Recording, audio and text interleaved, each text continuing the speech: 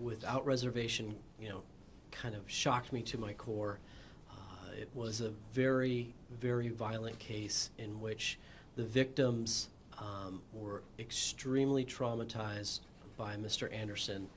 And I'm so thankful that we were able to get this resolution for the victims and to avoid a trial so that they didn't have to relive that immense trauma that they suffered. What I can say is that with this plea, we know that Mr. Anderson will not be harming other members of our community. We have secured a prison sentence that will be in the range of 45 years in prison. We are, first and foremost, want to recognize the strength and courage of these young women, the survivors.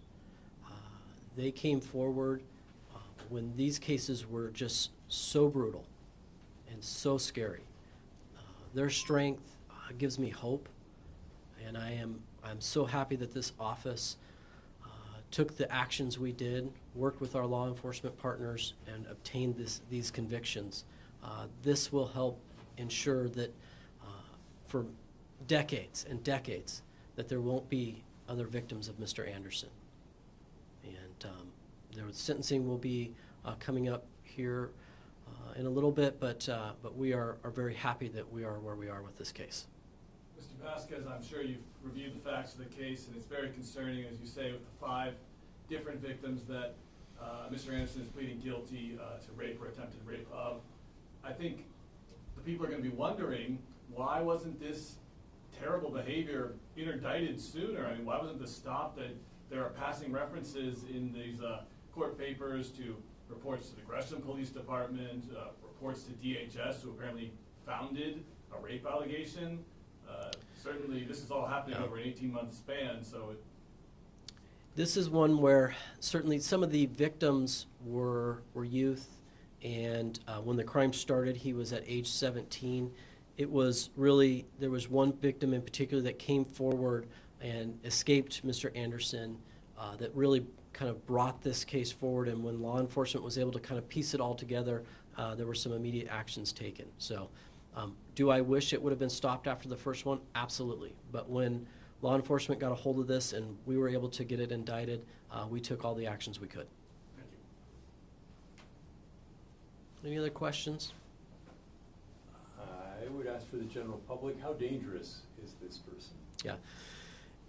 I can tell you in my 25 years of being a prosecutor, dealing with everything from homicides to rapes and things, this is one of the most dangerous individuals that I have reviewed and encountered.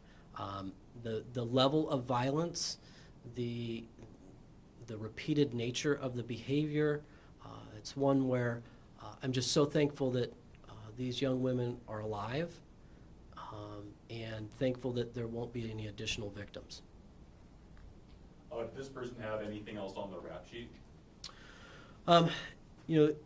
One of the unique facts about this is that he is just 19 years old. And a surprising fact that someone of that age could have obtained such a large amount of violence, but that's why we see it where it is, that there aren't additional convictions out there. Some of these actually occurred when he was 17 and some occurred when he was over the age of 18.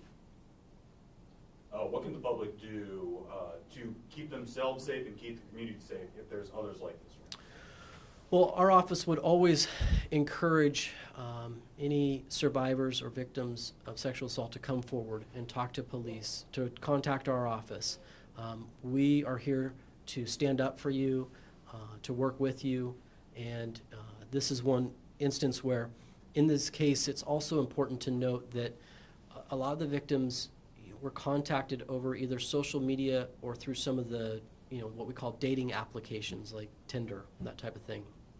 And it's just so important that with those things that people, exercise a lot of caution and good judgment, in that it's really important to, we want to trust people, but it's really important to verify and maybe take steps to ensure your safety, because these, at the end of the day, are strangers that they're meeting. And, and I want certainly people to be safe and careful. And with this one, in this situation, These survivors, you know, they certainly were taken advantage of, and this is one where it was just so violent and so dangerous that, again, I cannot stress enough how immensely humbled and proud I am of those young women to be able to come forward in this situation. All right. very much. Thank you. I had one more question. I don't know if it works. Talking about the two officers who were shot, is there any update in that case? The only updates is that I know police are working diligently around the clock on this and searching high and low, and we of course are looking for any tips that can come from the public. They have put out some information, and while we have been receiving tips, we certainly hope that we can get additional tips and information. We want to see this come to a safe resolution for the community. And so I do really appreciate the community's outpouring here, and I really appreciate the diligent efforts by law enforcement to apprehend this individual. Thank you very much. Appreciate it. Thank you. All right, thank you. Some great stuff back here. Oh, yeah? Stay out of my closet. I know. Are you hoping for the teamwork? Teamwork. It's funny. It's like a joke. You read that?